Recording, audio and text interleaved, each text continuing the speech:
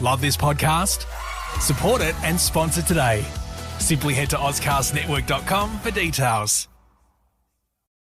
Bank of the West is offering the 1% for the Planet checking account. It gives back 1% of the account's net revenue to the planet at no cost to you.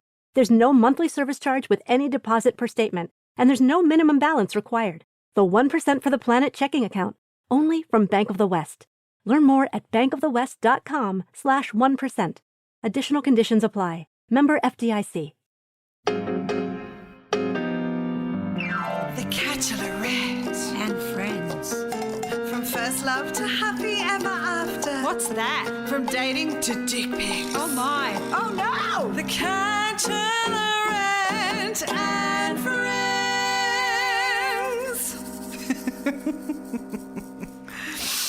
Oh, I love a good dick. This podcast contains sexual references, coarse language, and adult themes from the beginning and throughout. It is not recommended for listeners under the age of 15. Hello and welcome to the Catchups and Friends. I'm your host, Carla Anita Matianzo, and today's guest is a comedian and actor. He's a podcast whore with 4 podcasts: The Phone Hacks, On the Road Again, Flatstick and Fun Catchups, and he also has a web series called Steve. Welcome to the podcast, Nick Kappa. Yay. Did you put a little note? Did you put a little singing note on the end of that? Kappa.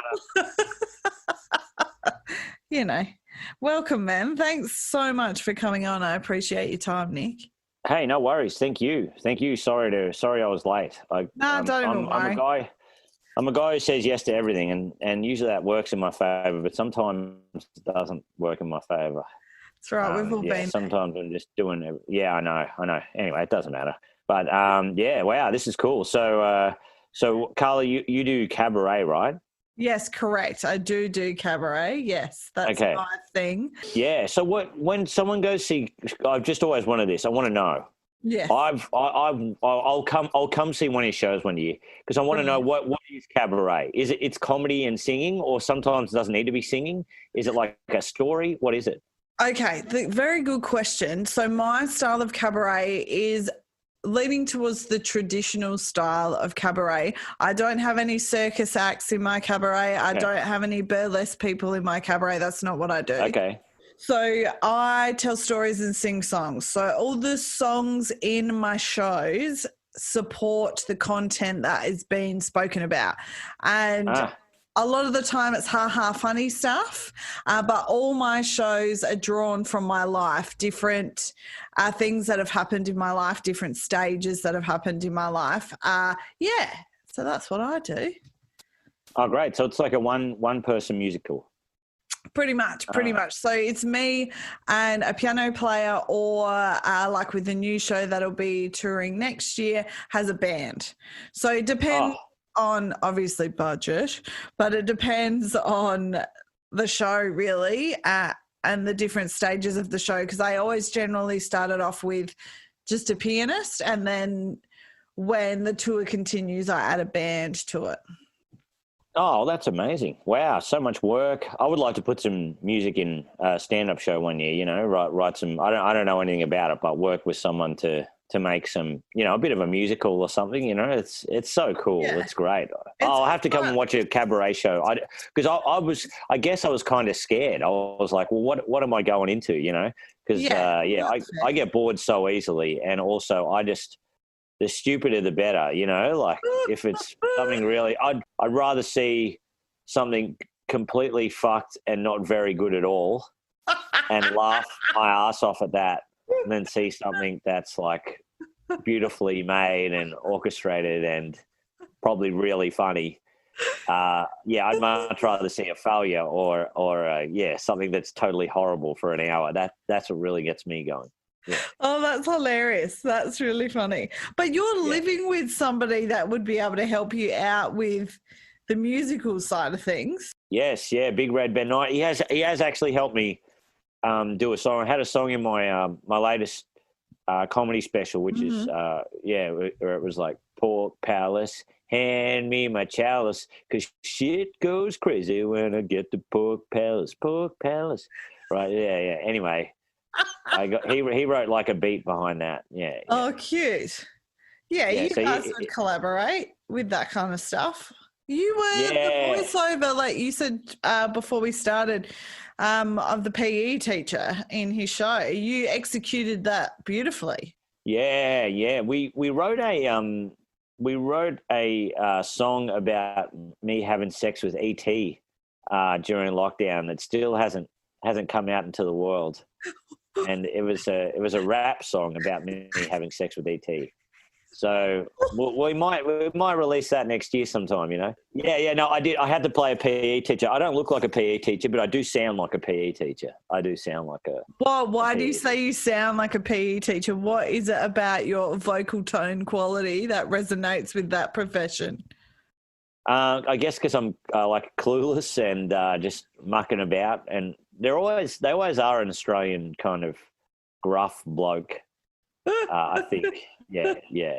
And I can wander in when I go out to the country and see all my mates, I kind of wander into. I almost sound effeminate, like, hey, wow, yeah, I don't know how. What do you think of this motorbike, guys? You know, and they all kind of pay me out. But when I go back to the city, I'm the toughest bloke ever in the city. I'm like, the Australian really comes out of me, you know? Yeah. So, yeah. You're tougher than Ben, even. Like, if you guys were in a fight, you would win, not Ben. Well, I don't know. Actually, he's definitely got the abilities and the skill to beat me, but he also doesn't have the inner anger that I have. And yeah, he's a very zen human. I don't think he's very zen. No, he's very zen, and I do prey on that a lot and use it to my advantage. How do you use it to your advantage, Nick? Oh, you know, he just pays for coffees and things, and I get him back every now and then, but I definitely think it's in his favour. I mean, in my favour, the amount of coffees he's bought. Oh, that's very sweet. No, it's good. It's great. We're like brothers, you know. We don't even look at that shit. Sometimes I pay for dinner, sometimes he does. It's good, you know. Oh, that's beautiful. That's really beautiful. So would you say that your bromance is in line with Zach Braff and Donald Faison's bromance? Oh, who are they? Sorry? They're from Scrubs. Oh, Scrubs. Yeah, 90 loves Scrubs. I used to really love Scrubs. Yeah, we're a bit like that. Yeah, I'd say I'm like, is Zach Braff, he's a bit dorky in that one, doesn't he? But he's with the hot chick, isn't he? So he's not a huge dork, but he is a dork. I don't know. Yeah. So because he's with a good-looking woman, does that take away his dorkiness, Nick? I think so. Yeah, I think actually no, because he's a sexy dork, isn't he?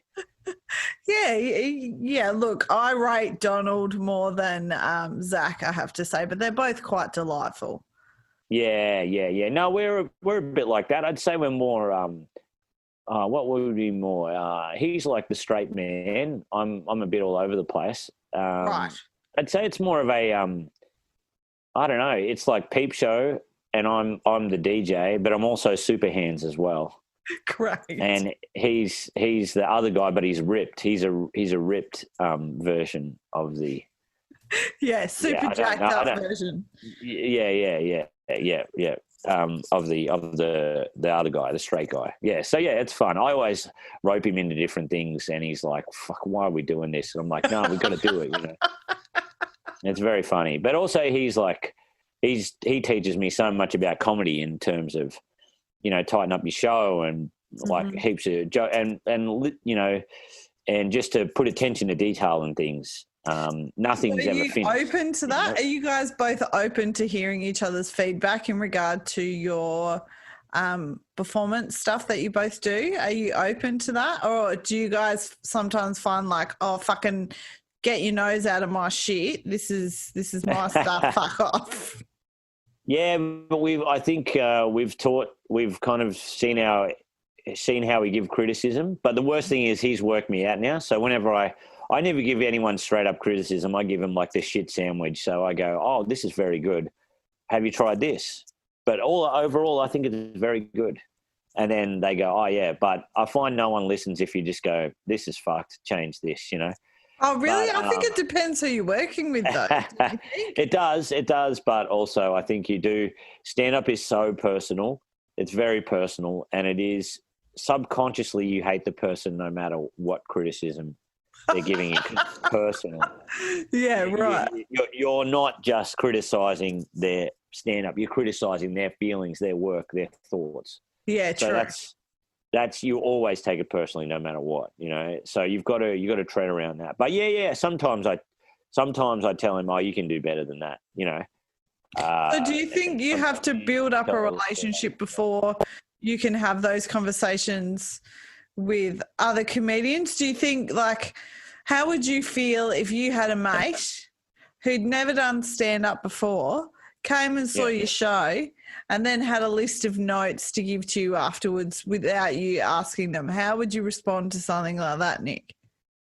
Yeah, I would. It would depend on who they are, and it depends on their feedback. If their feedback's warranted, definitely, I would definitely listen to them.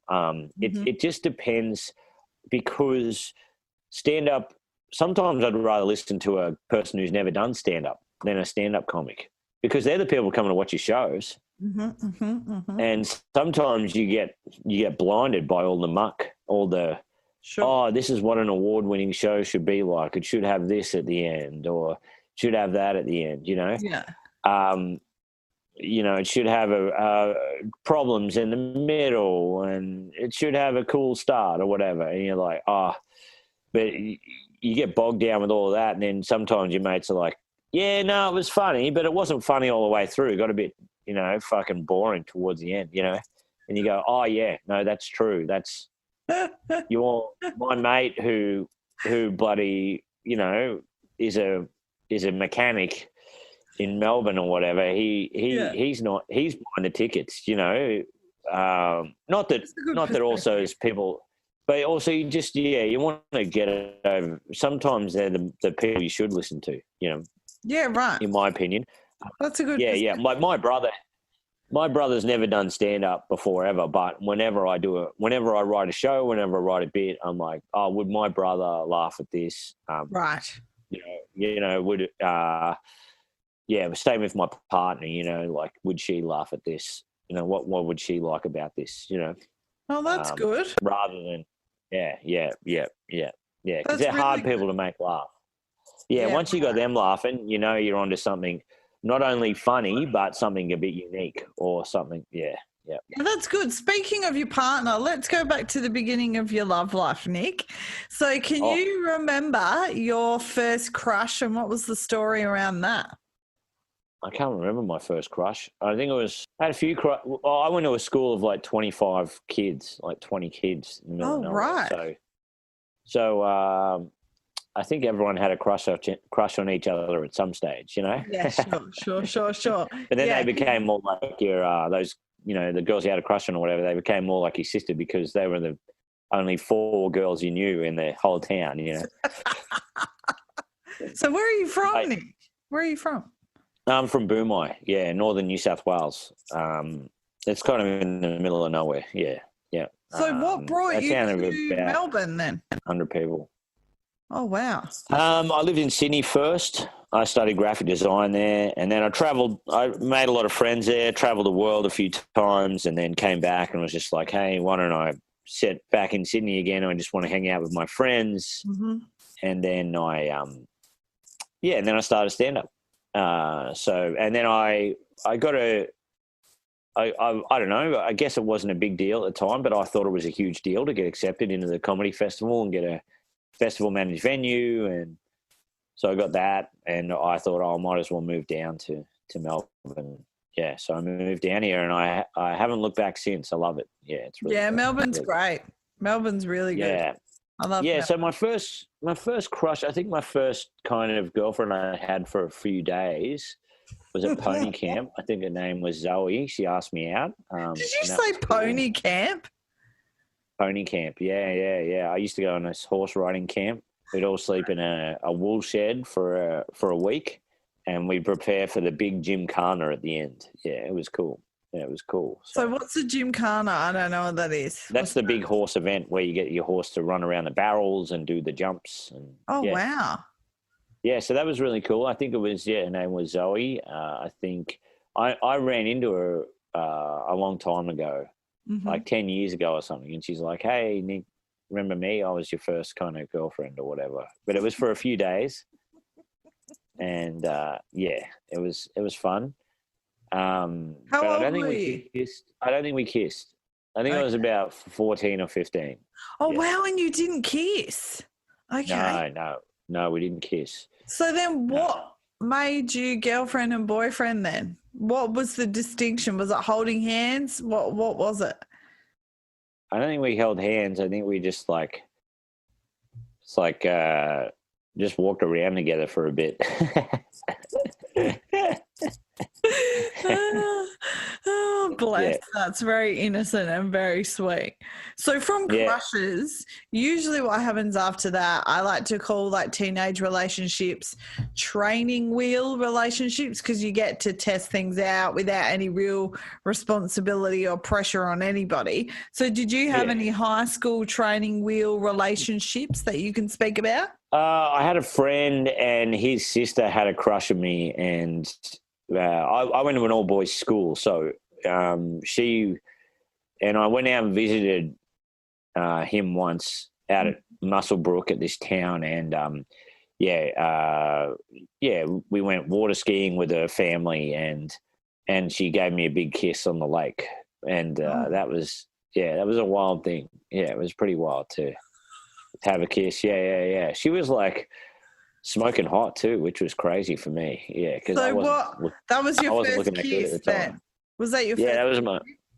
That was my first kiss, I think, up by the lake. Yeah, I still remember it being your first kiss. It's really all over the place, isn't it? It's very confusing. The whole thing was pretty confusing for me.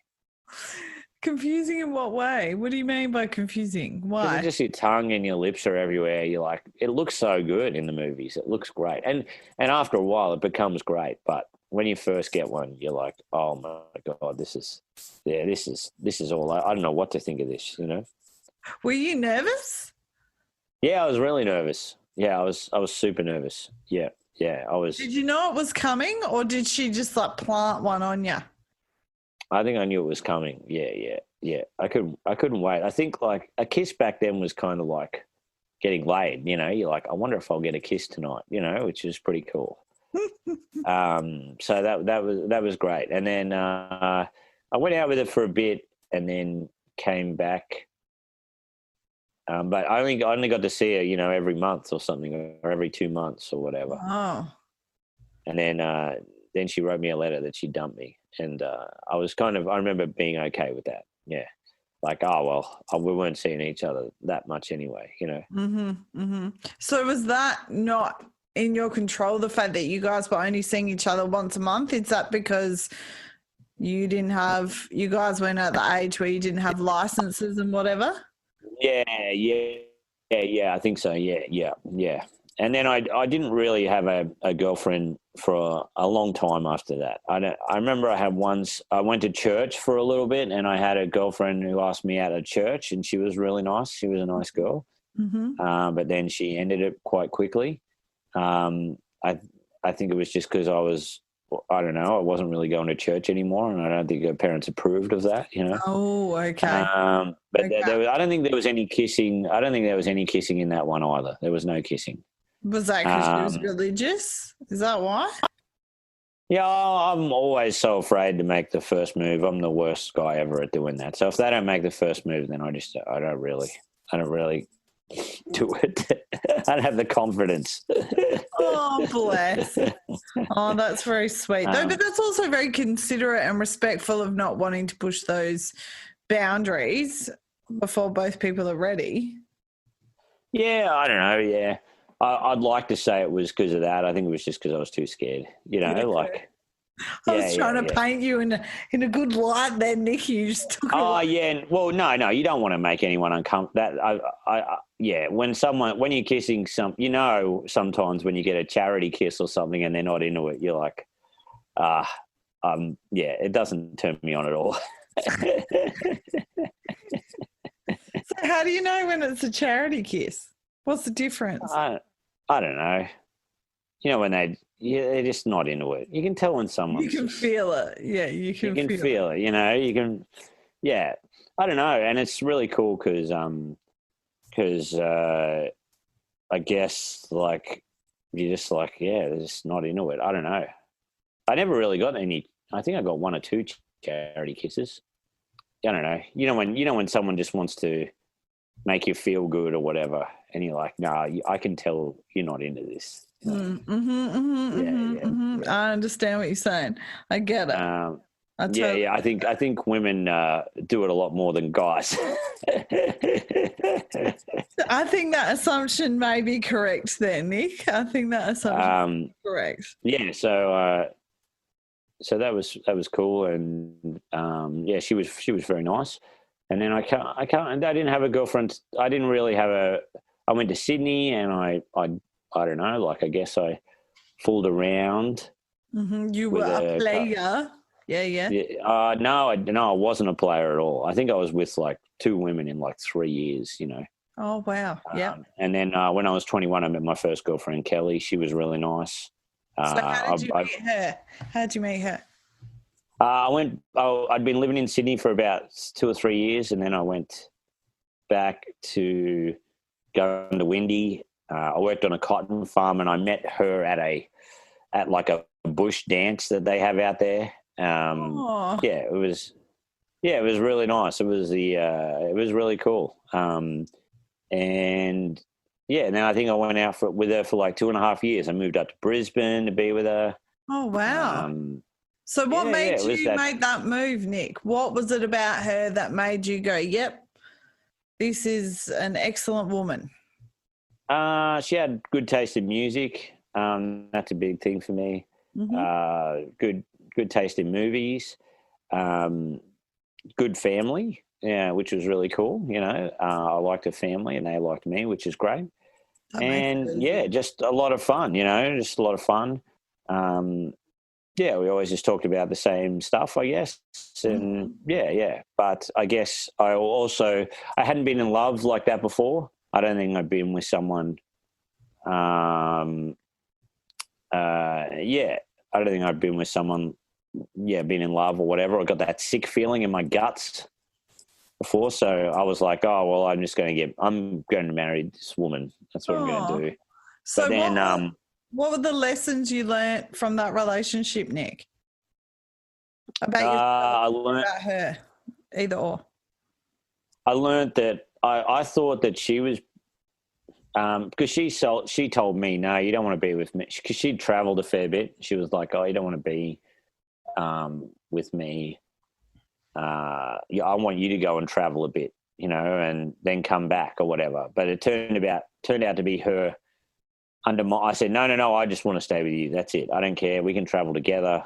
Doesn't matter, right? But then I remember we went to some music festival or something like that, and she always had a cold, and I had to look after her, and she was complaining a lot, and she didn't want to go out and, you know, have drinks and stuff. And there was an Irish guy who was like driving a bongo bus and living by himself and traveling all around Australia.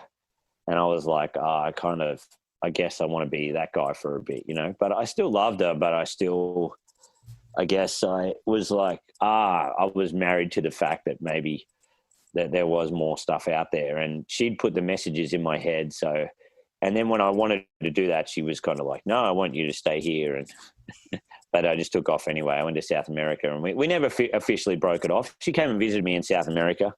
Mm-hmm. And then, then it kind of slowly fizzled out, I think. And we were just, there's too many complications. Yeah, fair. There's too many complications in a situation like that. They'd be like, I got with someone last night. And then you go, I got with someone the other night or whatever. Yeah, and that makes sense. One of you would be more hurt than the other one. Yeah. Yeah, and then that gets just too hard. But you were young then, though. That's all part of the learning process, I guess.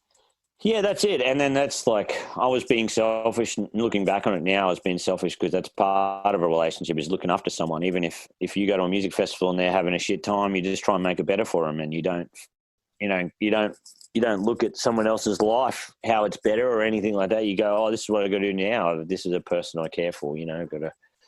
I've got to do what's best for them rather than thinking about the opportunities that I'm missing. Yeah. Who cares?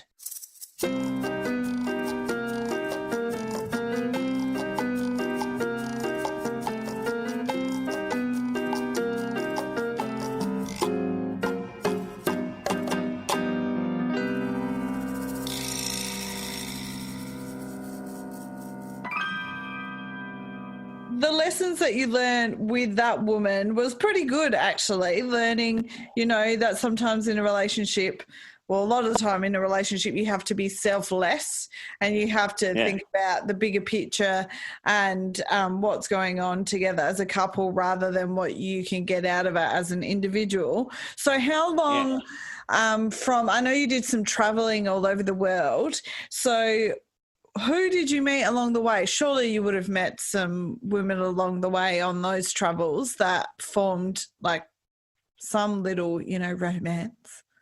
Yeah, I had a few little romances. I guess it was a crazy time for me because, like, I guess I'd never been with heaps of people and things like that, and I guess I had a fresh new perspective of the world, and from then on I was able to, like, I guess find out that people were interested in me, I guess. I don't know. I think I was like 22 or 23 and I didn't have any confidence.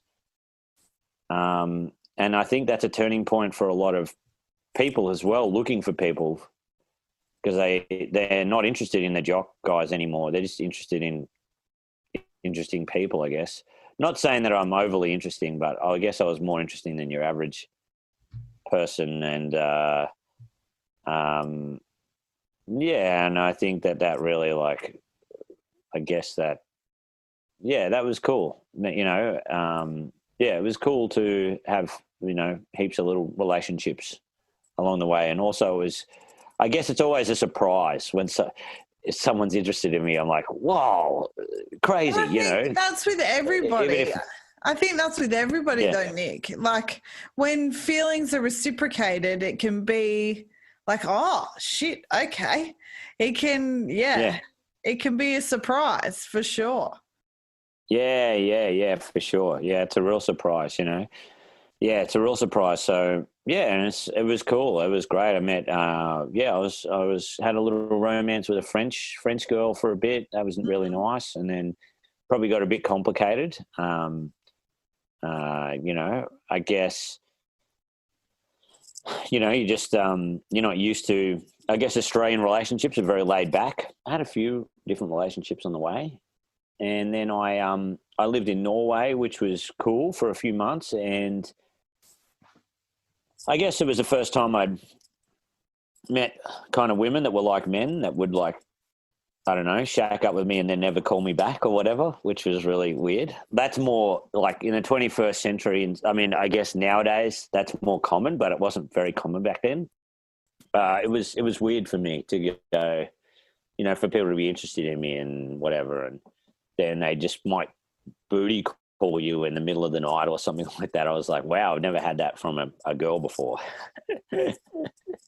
Yeah. So how did that feel, being used for the sexy time, and then how did that feel, Nick? Or did you not care because you were like traveling around, not really looking to make serious connections generally when you're traveling around? Yeah, I didn't care. No, I didn't care at all, because I was like, oh well, but I'm that kind of person. I don't care. If it's from that, how did you, after your traveling escapades and being a Casanova all over the world, how did you get into your latest relationship? What was the love story around that one? I guess I'd given up on the fact that I was going to meet somebody. I'd totally given up.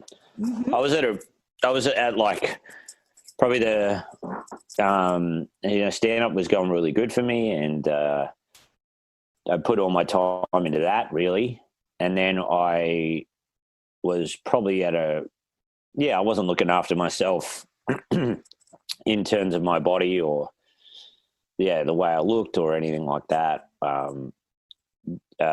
wasn't happy in my lifestyle, I guess. Mm-hmm. Mm-hmm. But I was happy in the fact that I was finally making some money and Yeah. happy creatively as well. Yeah, that's good. That's good. So I was like, well, you know what? I'm just going to get married to this. I'm just going to marry my career. I'm going to marry me. Yes. But then I met my partner. I met her in Koh Samui at a festival, a podcast festival.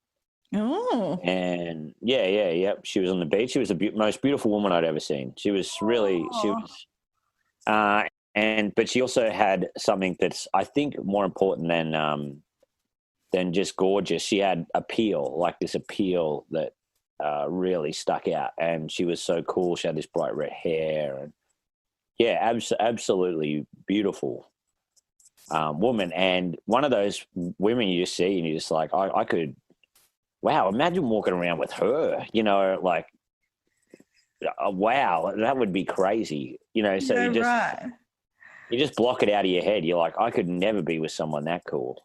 So how did you get into a relationship then, if that's what you thought when you saw her? Well, she was just on the beach by herself, and I think every man and his dog was trying to crack on her, and I was just like, hey, how you going? And for some reason, I don't know why, I don't really know how she got interested in me. I have no idea about that. You've never asked her? No, I'd had a few drinks at the time, but I wasn't totally off my face, but she said, do you want to go somewhere else? And I was like, yeah. And I just thought it was to talk or something, but yeah, she wanted to kiss for a bit. But yeah, it was very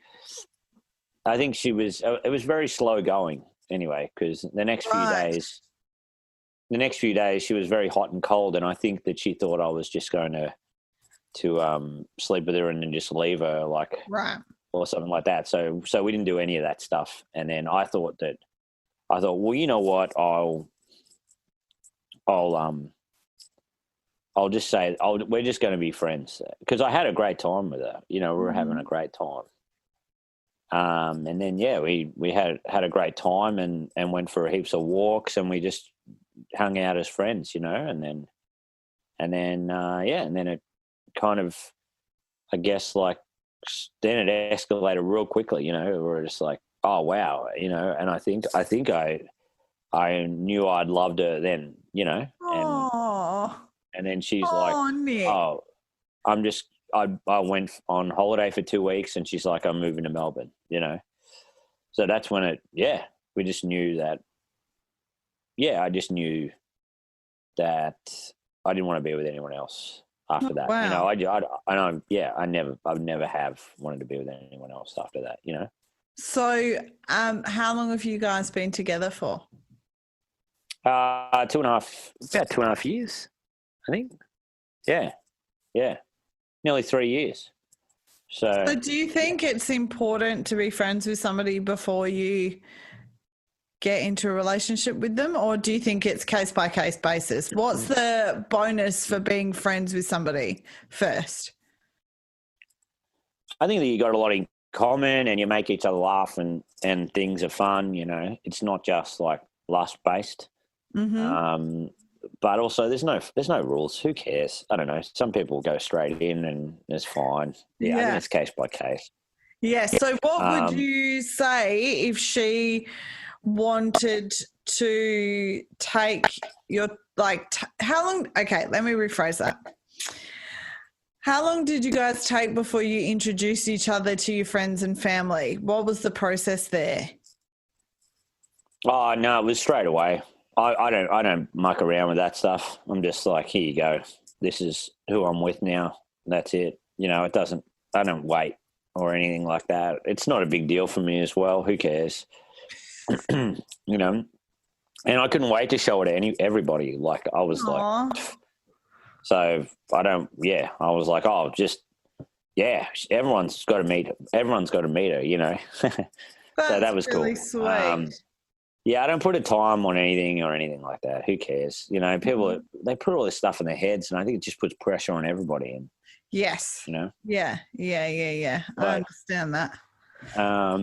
yeah, so it's good. It taught me that, because I guess that, like, I would always be with, I always got super lucky. I was always with the nicest girls ever, like so nice.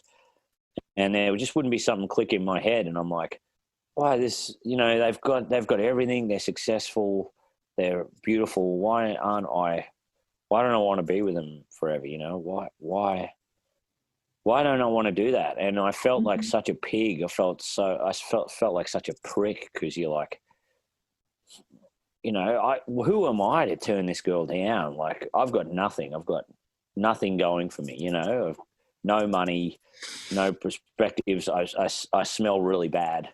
Like, what, you know, a sweat, I get dandruff. I'm annoying to be around. But yeah, when I met my partner now, I was like, I just kept having to kick myself like every few months. I still do now. Like, oh, you know, but it's just because I held out for the right one. And I think, Yeah, right. And like you said before, there's no rules. There's no, it's case by case basis. So everyone's love story is going to be different. But from what I'm beginning to understand, when you know, and it's really hard to articulate exactly how you know when it's the right person. It's just a feeling, from what I understand. yeah, it's just a feeling. Yeah, you're just like, wow, you know, if you're in a constant state of wow, that's good, you know. Yeah. Oh wow, you know, and I'm not going to lie. It definitely it fades over time when you're just like, fuck, this person's annoying me. but also, like, I guess when I've had other fights with girls and things like that, I guess it's like, well, this is the end, or you start looking around for other things or whatever. But with my partner now, I guess it's like you have a fight and you're like, well, I can't. One of us has either got to win or lose, or we've got to resolve this because we're together forever. You know, I'm not going to meet anyone better than this. Or Yeah. So I'm guessing then you believe in happy ever after, and what does that look like for you, Nick? It's hard for me to say at this point, you know.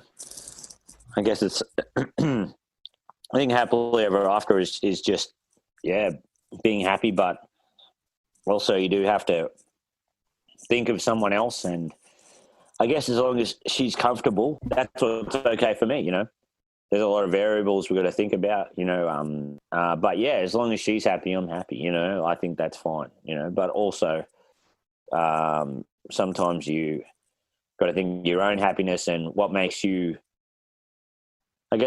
feel good. You know, I never thought money or anything would make me feel good, but I guess when you're kind of a little bit comfortable and you've got savings in the bank, you feel good and your art's better and you've got less stress and all that. So that's kind of good. She teaches me a lot of those things. But also I got to teach her to look after yourself and have fun, you know. So you don't really know, because you put so much stress to save up for things like weddings and engagements and houses and trips and things. You work so hard and then you just take it out on each other, whereas you're like, oh, I'd much rather just rent and not have all of this.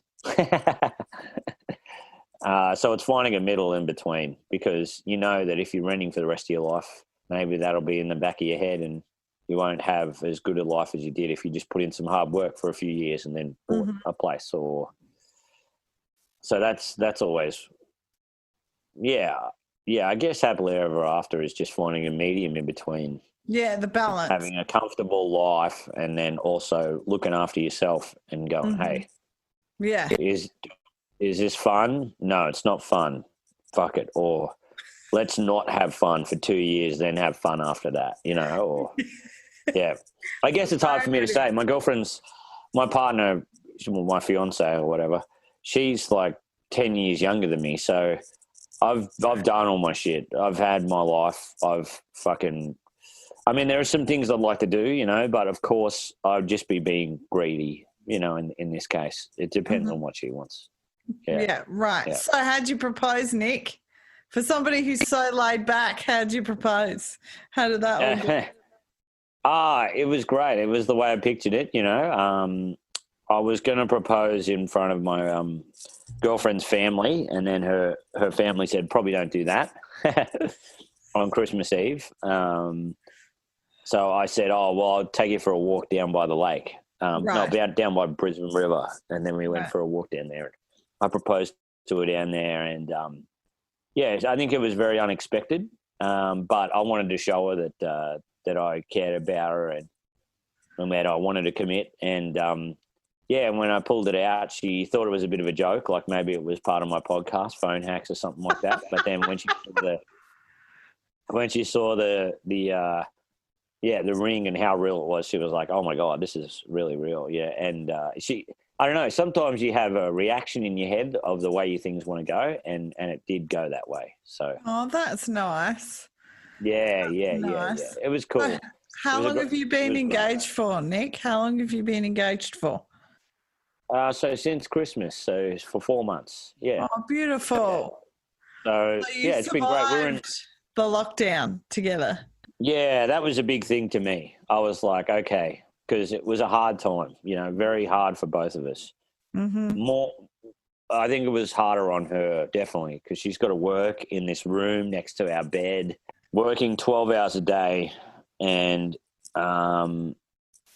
it was really hard times, really, really hard times, hard on both of us, but definitely harder on her. But we pulled through, and I was like, well, it's never going to get any harder than that. So that's when you got to lock it down. That's when you got to go, hey, I'm with a real survivor here. Oh, I think I had a girlfriend. Had a girlfriend ages ago, and I found that I worked at a bank at the time, and I had a fair bit of money, and she was working in a pretty good job, and I just went to comedy nights. We got drunk, we ate out every night, and all that kind of stuff. But I found that when we had to really scrounge and survive, we weren't good for each other. So you kind of got to go through all these fucking harsh times and shit to really, you can have a good time with anybody. You can have nothing in common with someone and bloody drink cocktails with them and then have mad sex or whatever. But when you're in a bloody hovel in a fucking tent somewhere and you got no money, you're like, oh, that's when you know if you really love somebody. Yeah, that's true. That's true. Yep, that's 100% true. That's a really good thing to take away, I reckon. So, Nick, would you say you have any deal breakers? I reckon you wouldn't, but I could be wrong. I thought I'd say like music or movies would be a deal breaker. Mm-hmm. But then also, my girlfriend's got good taste in movies, but also she hates my taste in movies. So no, that's not a deal breaker. I think I don't know, someone with a sense of humor, that's definitely a deal breaker for me. Someone without a sense of humor, and someone that's a good judge of things. Like, my partner's extremely honest with me, a bit too honest with me at times. Telling me how shit something is or whatever. It does take a toll on my self-esteem, but I'd much rather that than her. I have had partners in the past that are just like, oh, wow, that's great. Oh, I love that. And they love everything. So you're like, it's good for your self-esteem, but also at the same time, you need them to go, no, you can do better than that. You're shit. Yeah. And she's very good at that. Yeah, as I said before, probably too good at that. So that's a deal breaker for me. You need to be a good critic of things, and you got to. I think the function of a partner is to pump you up, but also to fucking bring you down as well, and go, hey, this is what you got to work on. This is what you got to fix up. Yes. And she does that to me a lot.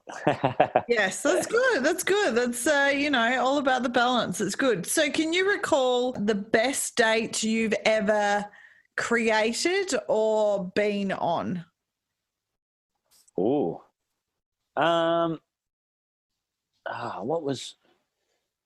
We've gone on some great dates. It's hard to say. Been on some really, really fun things. We went on a good one. I drove my partner and her best friend around all these wineries the other day. Oh. And no, we didn't have a threesome or anything. No, that wasn't the best date. No, but it was just, she was really happy. Aww. She got to eat all. She loves charcuterie boards or whatever. Yeah. I love them now as well. So she got to eat all that stuff and be with her friend and laugh and have fun and relax, and that was a great date. Oh, that's very sweet, Nick. Most of our good dates have been with other people, actually, to be honest. One time my dad, my brother and I, and her and her, my brother's partner and my mum, we all drove up to this hut in the top of this mountain, and that these people had hand built, and that we had the best time ever. That sounds really cool, actually. Yeah, that sounds really great. I'm trying to think. We've had a few good times by ourselves. Yeah, where we one time I came back from somewhere. I'd been on tour somewhere, and I took her to another place that sells deli snacks, and we went and saw a Korean film we both liked at the cinema. That sounds so fucking wanky, but that's really that was a great time. Yeah. Yes. So, yeah. Yeah. So no. What is the best date thing I've done for a fuck? I should brush up on this. when we had a break in COVID last year, I booked her at Cutler and Co for our anniversary. Oh. I went there, and I'd been broke for a while, and this time I had the money to just go get whatever you like. We got the oysters and everything like that, and we dressed up, and it was very nice. So, that's beautiful, that was a really Nick. day. Yeah, that's lovely. That's lovely. What about the worst date that you've ever had or been on with anyone? What's the worst one? It's weird because I never really dated. I just kind of meet somebody out somewhere, and you catch up or whatever. But probably the worst date I went on. Actually, this is pretty bad. This would have been bad for the girl as well. Horrible, actually.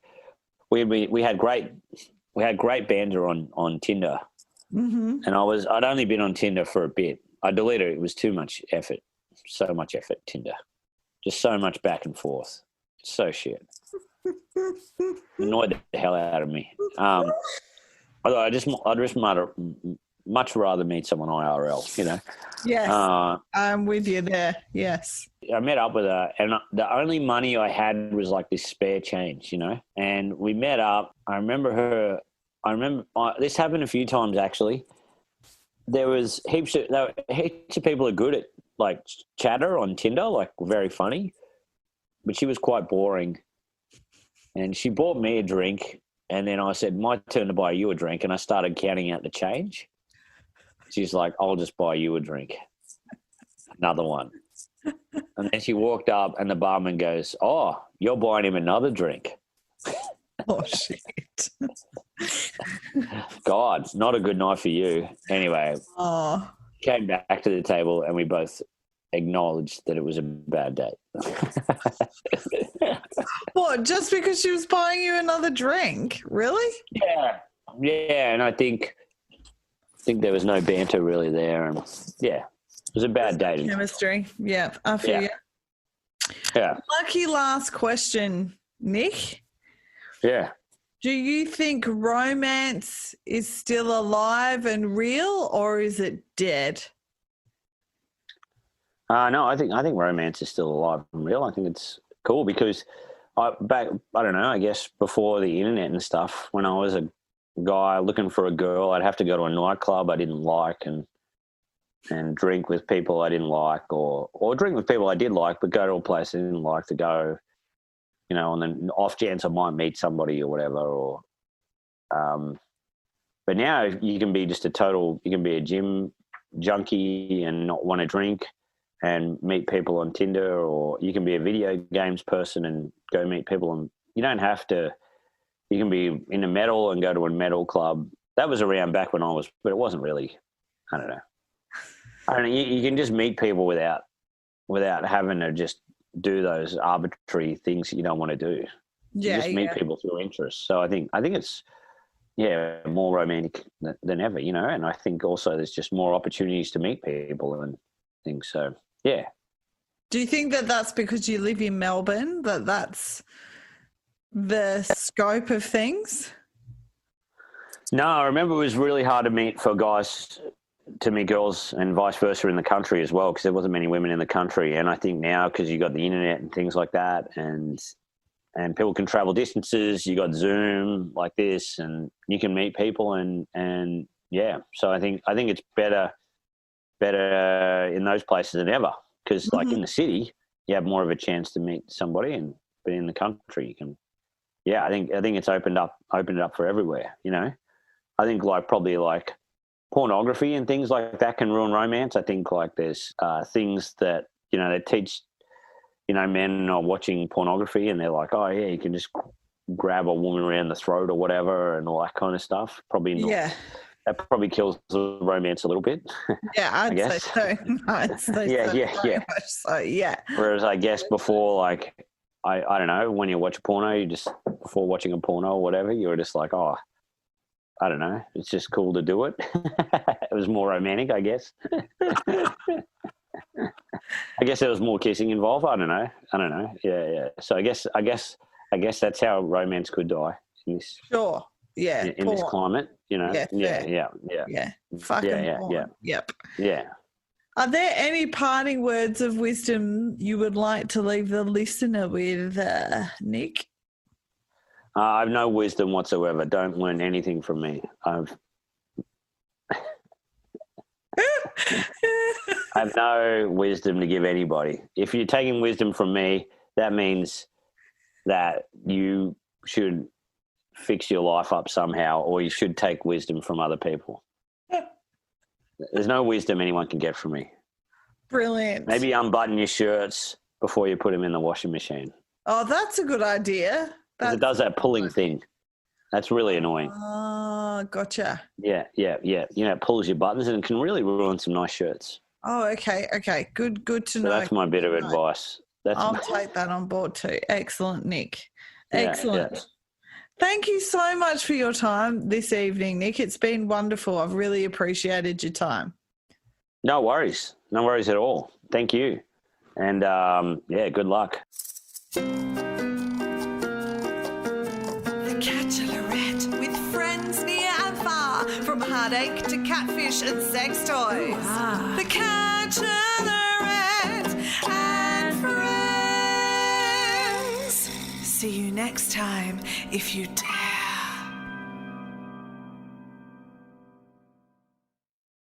Bank of the West is offering the 1% for the Planet checking account. It gives back to the planet at no cost to you, and there's no monthly service charge with any deposit per statement. Only from Bank of the West. Learn more at bankofthewest.com/1%. Additional conditions apply. Member FDIC.